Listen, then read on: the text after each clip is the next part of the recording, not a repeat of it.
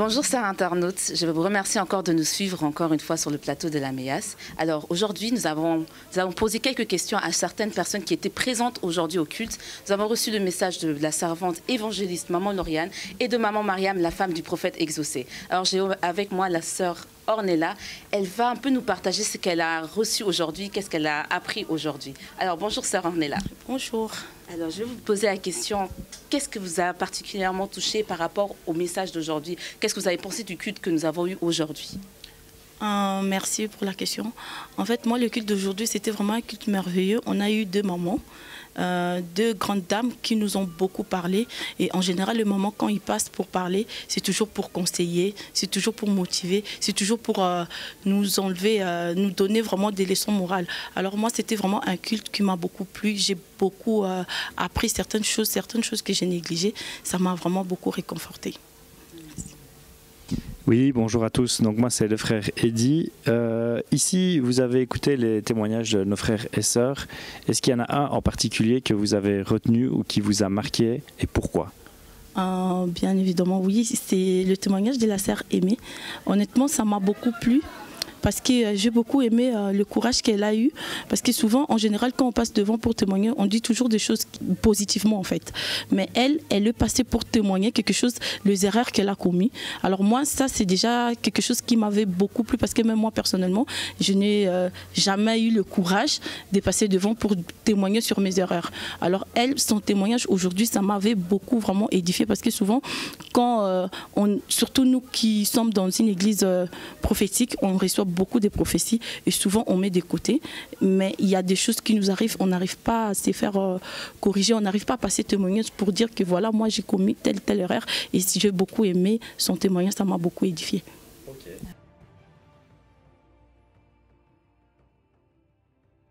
Okay, bonjour à tous, mes sœurs, bonjour. Ancienne Sandra, en tant que femme, qu'avez-vous ressenti aujourd'hui par rapport à ce culte ? Oui, j'ai beaucoup aimé le culte, surtout à travers du témoignage de Maman Lauriane, quand elle a parlé de Samy qui avait, selon les médecins, selon son parcours, qui n'avait pas de futur. Et aujourd'hui, elle voit, où nous tous, nous voyons que cet enfant a énormément progressé. Cet enfant est un enfant qui réussit, un enfant qui est dans la joie, un enfant qui fait la joie à sa maman. Et moi, ça m'a fortifié énormément parce que je vois sa maman, depuis des années, elle sert Dieu, elle persévère, elle croit et son enfant, c'est vraiment sa joie. Et moi, pour mes enfants, je souhaite que la même chose arrive et c'est déjà en train de se faire parce que je vois déjà des choses par rapport à mes enfants, mais ça m'a fortifié vraiment. Ok, d'accord, merci. Alors moi, je me permets de vous poser la question en me dirigeant un peu plus sur l'obéissance. On a un peu parlé plusieurs fois de l'obéissance et d'ailleurs, la série juste avant... qui a été évoqué par l'orateur prophète exaucé, il a aussi parlé de l'obéissance.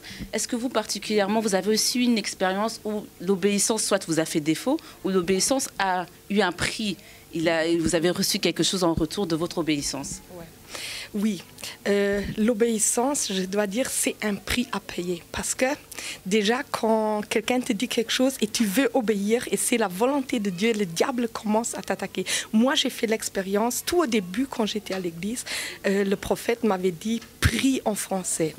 Déjà, j'ai pas aimé la langue française. Deuxièmement, je l'ai pas vraiment maîtrisée. Troisièmement, je voulais pas du tout, mais je l'ai fait tout simplement. Et quelquefois, c'était un combat.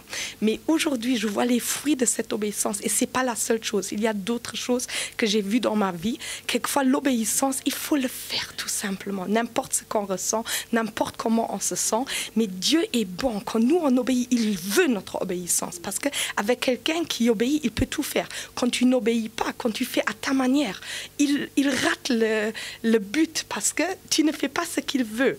Et j'ai fait vraiment l'expérience, à chaque fois quand j'obéis à Dieu, après c'est une porte qui s'ouvre, quelque chose, un miracle pour moi, parce que je peux parler le français aujourd'hui comme je parle, pour moi c'est un miracle, et que je peux modérer, que je peux m'exprimer en français, c'est un miracle vraiment de Dieu. Amen, amen. Que Dieu vous bénisse ma sœur, merci beaucoup. Merci.